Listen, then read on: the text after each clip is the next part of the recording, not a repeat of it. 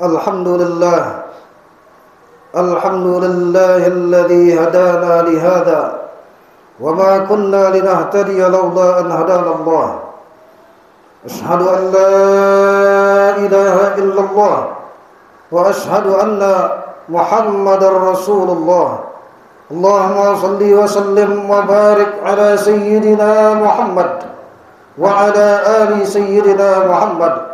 Amma ba'du fa ya ibadallah, usikum wa nafsi bi taqwallah wa ta'atihi la'allakum turhamun. Qala Allah ta'ala, a'udzu billahi minasy syaithanir rajim. Bismillahirrahmanirrahim. Ya ayyuhalladzina amanu taqullaha haqqa tuqatih wa la tamutunna illa wa antum muslimun. Wa qala Allah ta'ala aidan, bismillahirrahmanirrahim. Iqra bismi rabbikal ladzi khalaq, khalaqal insana min 'alaq. Iqra wa rabbukal akram, alladzi 'allama bil qalam, 'allamal insana ma lam ya'lam. Shadaqallahul 'azim. Ma'asyiral muslimin, jamaah salatul Jum'ah Masjid Jami' Al-Islah, yang mudah-mudahan kita semua dirahmati Allah, dibarakahkan Allah Subhanahu wa taala. Pertama-tama dan yang paling utama, marilah kita panjatkan puji dan syukur pada Allah Subhanahu wa taala yang alhamdulillah sampai dengan hari ini, sampai dengan saat ini, Allah masih memberikan begitu banyak nikmat-Nya pada kita. Mudah-mudahan seluruh rangkaian nikmat yang telah Allah berikan pada kita dapat selalu kita manfaatkan untuk beribadah pada Allah Subhanahu wa taala. Salawat dan salam selalu tercurahkan teruntuk baginda Nabi besar Muhammad sallallahu alaihi wa alihi wasallam, yang besar harapan kita semoga dengan keberkahan salawat kelak di yaumil qiyamah kita semua termasuk dalam golongan orang-orang yang akan mendapatkan pertolongan dari baginda Nabi besar Muhammad sallallahu alaihi wa alihi wasallam. Ma'asyiral muslimin rahimakumullah. Hari ini Jumat tanggal 17 Zulqa'dah tahun 1443 Hijriah. Ma'asyiral muslimin rahimakumullah.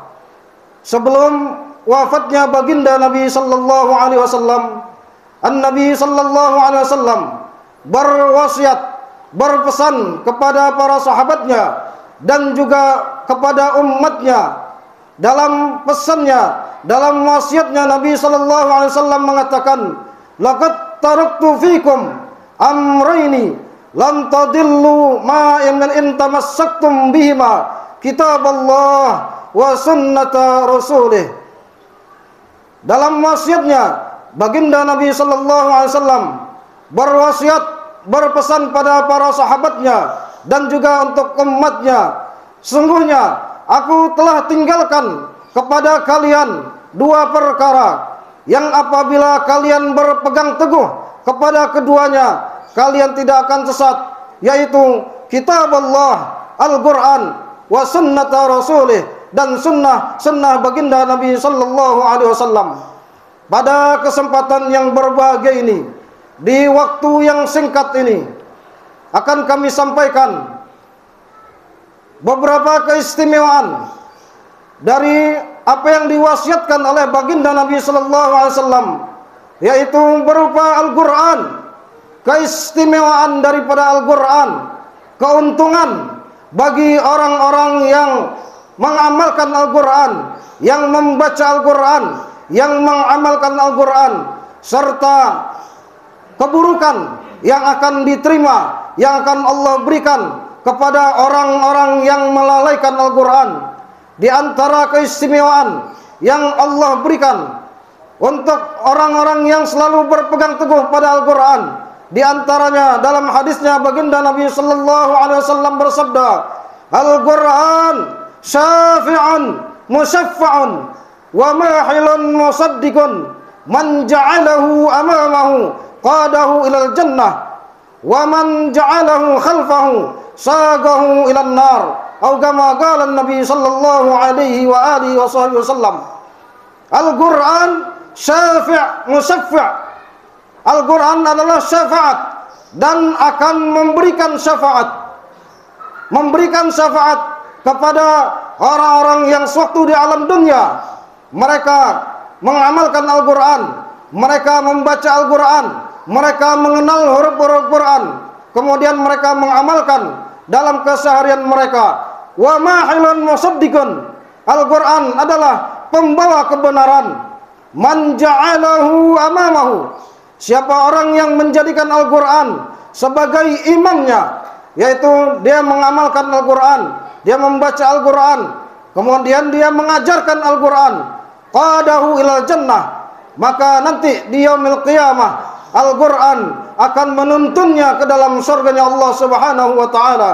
Wa man ja'alahu khalfahu, dan sebaliknya, siapa orang yang menjadikan Al-Qur'an di belakangnya, yakni Al-Qur'an ada namun tidak pernah dibaca, namun tidak pernah dipelajari, namun tidak pernah mau mengenal huruf-huruf Al-Qur'an, bahkan na'udzubillah min zalik, ada segolongan manusia tidak mengenal, tidak hafal akan huruf-huruf Quran dari alif sampai ya. Na'udzubillah min zalik. Sangat mengkhawatirkan. Yang demikian saqahu ilan nar. Siapa orang yang menjadikan Al-Qur'an di belakangnya, dia tidak mau belajar Al-Qur'an, dia tidak mau mengamalkan Al-Qur'an, dia tidak mau mengaji Al-Qur'an, saqahu ilan nar. Kelak di yaumil qiyamah Al-Qur'an akan menyeretnya ke dalam nerakanya Allah Subhanahu wa taala. Ma'asyiral muslimin rahimakumullah. Keistimewaan yang lain dari sebab Al-Qur'an, Nabi sallallahu alaihi wasallam bersabda, "Iqra'ul Qur'an." Bacalah oleh kalian akan Al-Qur'an, fa innahu ya'ti yaumal qiyamah syafi'an li ashabihi. Bacalah oleh kalian akan Al-Qur'an, karena sungguhnya Al-Qur'an kelak di yaumil qiyamah akan menjadi sahabat yang setia bagi orang-orang yang selalu membaca, mengamalkan Al-Qur'an. Dalam hadis yang lain, An-Nabi sallallahu alaihi wasallam bersabda, "Man qara'al Qur'an." Siapa saja yang membaca Al-Qur'an, thumma da'a, kemudian setelah kelar dari membaca Al-Qur'an, dia berdoa, ammana ala du'aihi arba'atu alafi malakin.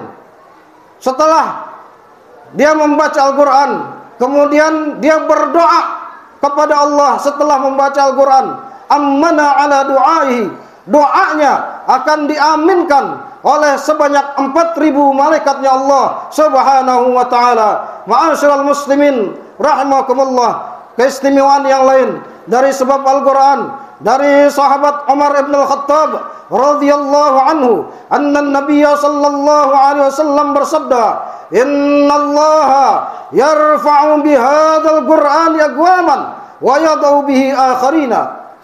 Dari sahabat Umar ibn al-Khattab, An-Nabi sallallahu alaihi wasallam bersabda, sesungguhnya Allah akan mengangkat seseorang, akan mengangkat derajat seseorang dengan sebab Al-Qur'an, wa yad'u bihi akharina, dan dengan sebab Al-Qur'an pula Allah akan menjatuhkan seseorang, akan Allah persulit kehidupannya di dunia sampai di alam akhirat. Bagi orang yang selalu membaca Al-Qur'an, mau mengamalkan Al-Qur'an, mau mempelajari Al-Qur'an, dengan sebab dia mau mengamalkan Al-Qur'an, membaca Al-Qur'an, serta mengajarkan kepada orang-orang yang belum bisa membaca Al-Qur'an, akan Allah berikan kemudahan dalam urusannya di dunia sampai di negeri akhirat. Semoga kita semua termasuk dalam golongan orang-orang yang akan mendapatkan pertolongan dari Allah dengan sebab nur Al-Qur'an, dengan sebab mukjizatnya Nabi Muhammad SAW, yaitu Al-Qur'an. Kelak di yaumil qiyamah, pada akhirnya kita Allah masukkan dalam surganya Allah Subhanahu wa ta'ala. Amin ya rabbal alamin. A'udzu billahi minasy syaithanir rajim. Bismillahirrahmanirrahim. Wal 'asri innal insana lafi khusrin illa alladhina amanu wa 'amilus salihati wa tawasaw bil haqqi وتواصوا بالصبر. بارك الله لي ولكم في القرآن العظيم ونفعني وإياكم بما فيه من الآيات والذكر الحكيم، فتقبل مني ومنكم تلاوته إنه هو السميع العليم. أقول قولي هذا وأستغفر الله العظيم لي ولكم ولسائر المؤمنين والمؤمنات والمسلمين والمسلمات فاستغفروه إنه هو الغفور الرحيم.